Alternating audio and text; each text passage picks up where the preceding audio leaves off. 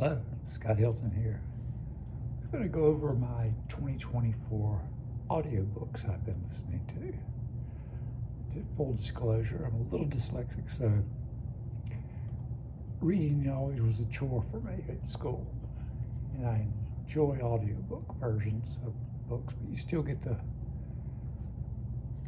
thrill of the book, the story. And my number one book of the year and the best book I got for 2024 was Project Hail Mary by Andy Weir. Excellent, excellent book. They're making it into a movie. Keep an eye out for it.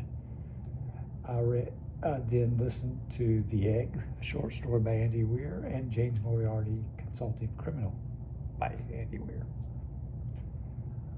Got Holmes, Marple, and Poe by James Patterson.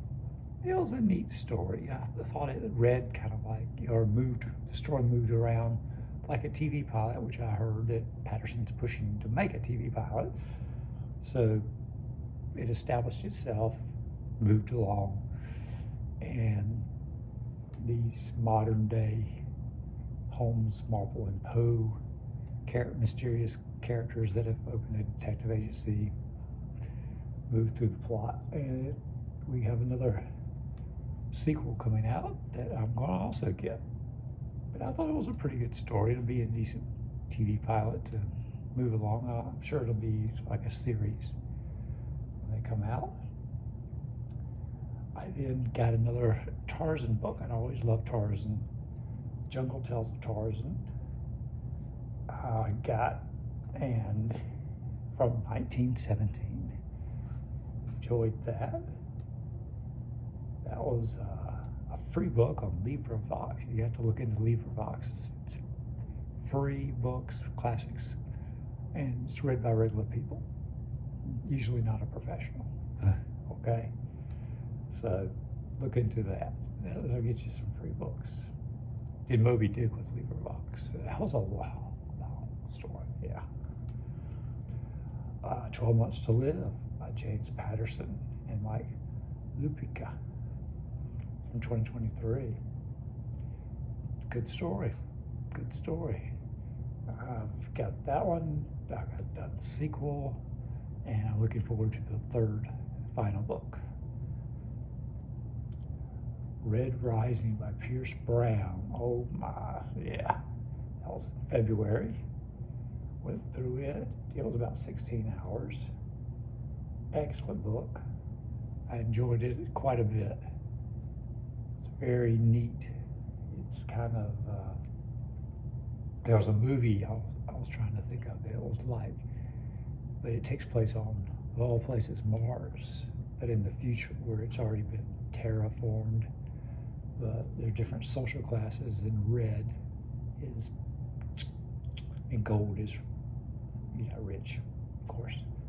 And they got the Reds working down underground with the promise that one day your kids will have Mars terraformed, and for all your hard work and sweat and tears and dying and all that, Mars will be terraformed, and your people will rise up, and everyone will be able to exist on the surface, etc., etc. And for generations, they've worked their butts off and died and all that.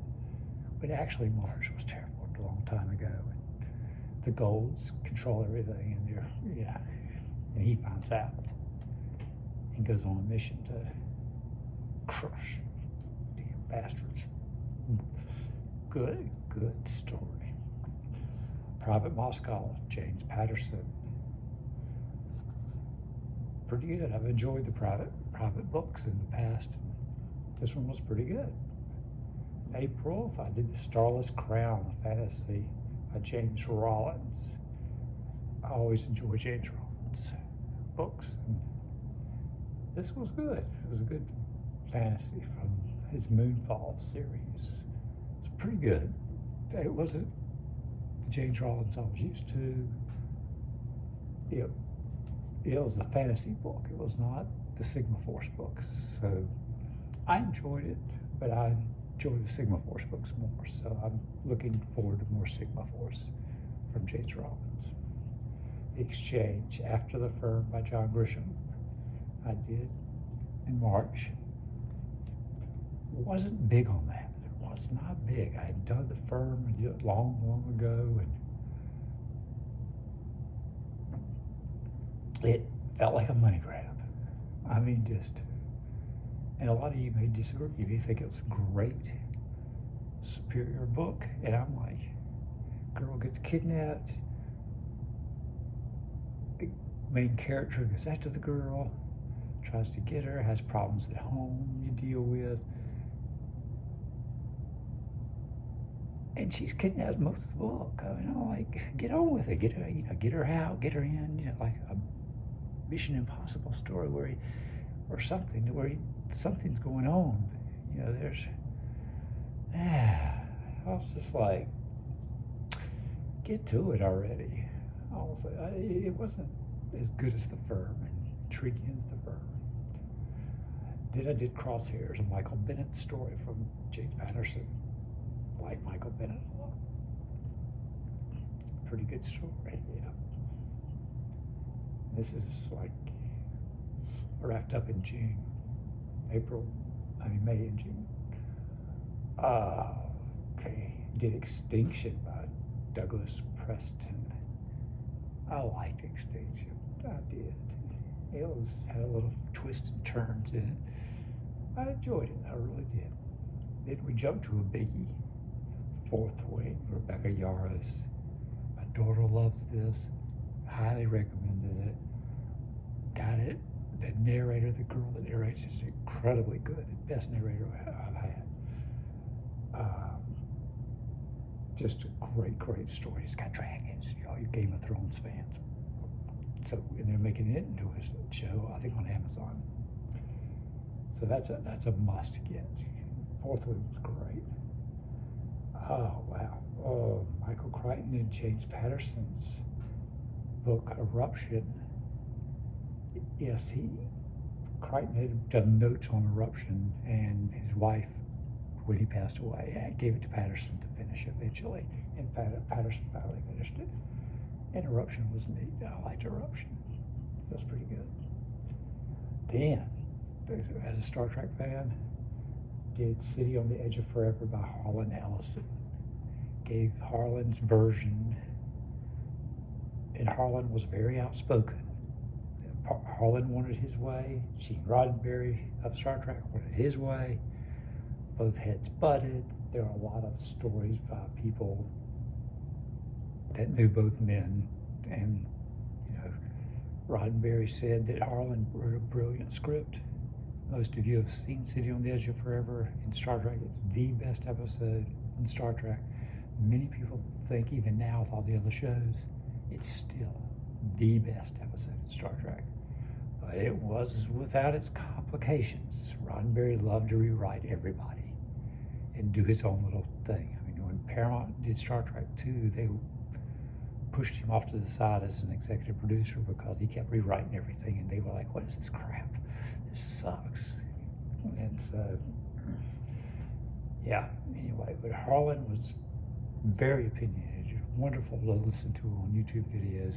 He's passed away since then, but very opinionated.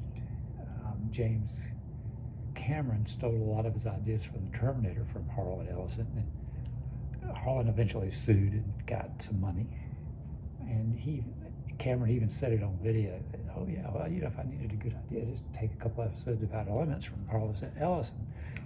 Boom, the Terminator, it's there. You watch them, you find those episodes, they're there. And you're like, that is kind of like the Terminator.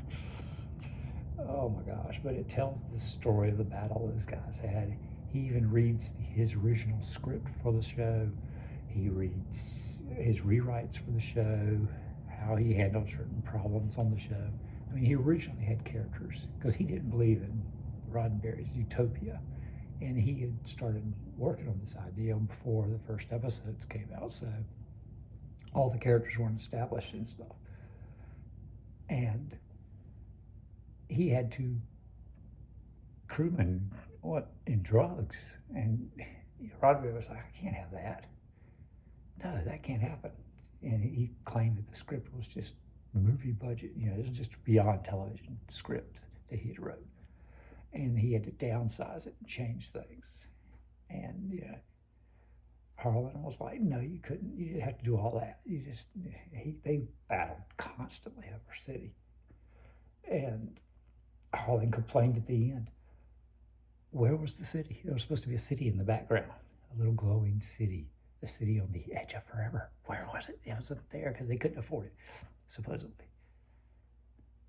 And he wanted runes on the big monolith that had the time portal.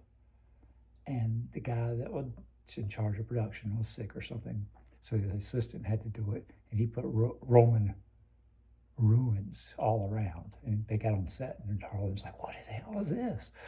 You know, where are my runes? You know, the little symbols. Oh, no, yes. But, and talked about, you know, Shatner's counting of every word to see if he had the most dialogue. Oh, yeah, the difficulty with the actors and all that stuff was just neat. That was neat. I love the behind-the-scenes stories. They should make maybe one of the Trek movies for TV, for Paramount Plus or something, and just redo City on the Edge of Forever with Harlan's rewrites, with classic parts, with all the rewrites. There's tons more they do with Edith Keeler. There was a character called Topper that Harlan loved. He wanted it in his story, which one of his rewrites. All that could be added. Yeoman Rand gets to be a big part in the story, and she had left the show by then, the girl that played her. But she was like action hero status. And you never saw that Rand on the show. So anyway, they should do a TV movie. They're looking to do stuff. They're just get the best episode ever, just fix it in a multiverse, Elseworld story. Okay, Lost in Time by A.G. Riddle. Neat time travel story. I liked it. Thought it was pretty good. Got my Mark Twain collection going next. Adventures of Tom Sawyer. Neat, because I wanted to get James eventually and have that one. I hear it's excellent. Got to get James. And it's a take on Tom Sawyer and Huck Finn, and I've listened to both. But re-listening to Tom Sawyer was a treat. Hard to Kill, the second James Patterson book with James Smith. The original one was, what was it, So Many Months to Live? 12 Months to Live. And then they were going to call them like 8 months to live, 4 months to live, something like that. They decided, yeah, let's call it something else. So James Smith was Hard to Kill. And it was about an 8-hour. James Patterson and Mike Lupica. Sorry if I said that wrong. Another chapter in James' life. So she's still hard to kill, and she's still got so many months to live. So, yeah.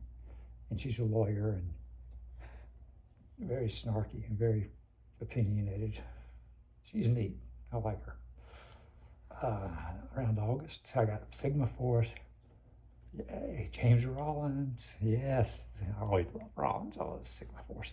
I love the way Rollins, Archangel was the book.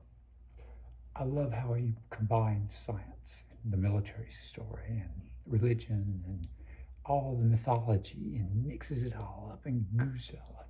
In fact, science fact, into a great story that could win in the world. So that's always good. I love it. And it had Tucker and Kane in it. Kane's a doggy. German Shepherd light breed. I can't remember what it's called, but it's like a shepherd. Belgian Malinese or something like that. And I got to see some. They had we were at a hotel and they allow animals, and they had this big long trailer, and that's what was in the trailer, those dogs. Yeah, the police dogs. And they had the Malinese there. Yeah. But James Rollins did that in August. And listened to it through much of the months. To October, actually. It took a while. I was busy with other things. Next was Iron Flame, Rebecca Yarrow's sequel to Fourth Wing. Big thumbs up on that. More dragons, more stuff, yes. Wrapped up the Kaiju Preservation Society and wrapped up 2024 with that, which was a pretty good book. I didn't give it a super high review, did a little review on just that, but it was kind of neat. It was kaijus, it was, Godzilla type monsters, and they weren't stomping around and destroying Tokyo or anything, but it was a neat story, and the character was neat, and I would like to see it made into something, eventually stories. But, people that love Jurassic Park was far better as a story. But this was a fun adventure. It was fun. It wasn't the thrill of Jurassic Park. It was a fun adventure of the main character, Jamie, just in this world suddenly with these kaiju. And all the scientists were like, yeah, this is what happens. And he's like, crap, what the hell? And, he's getting to be us. He's getting to experience it for the first time, which is neat. And then, of course, crappy things happen to Jamie that's never happened before to anyone. Jamie, wow, I'm glad you lived. Yeah, he's glad he lived too. He's like, oh, crap. Okay, and then this year I've started The Great Gatsby, which is neat to have a classic story thrown in before I get to my next Sherlock Holmes, Poe, and Marple story. That should be released any day now. And I've got about an hour or so to go on Gatsby. So when I wrap that up, I'll have the book and continue to the next one. I usually listen on bone conducting headphones so I can walk around the house and not wake anybody up and just take it for a ride or a walk. And they're good. So those are all my recommendations. That's what I've been listening to. You do you read your books, you get your Kindle, your LibriVox. Look into LibriVox, that's kind of neat. And Libby is the library version of that, where you can get books. I did do a Libby book, I believe. The Starless Crown was Libby, I believe, and Private Moscow. Get it free from the library. Well, So like and subscribe if you want to do anything, and have a good day.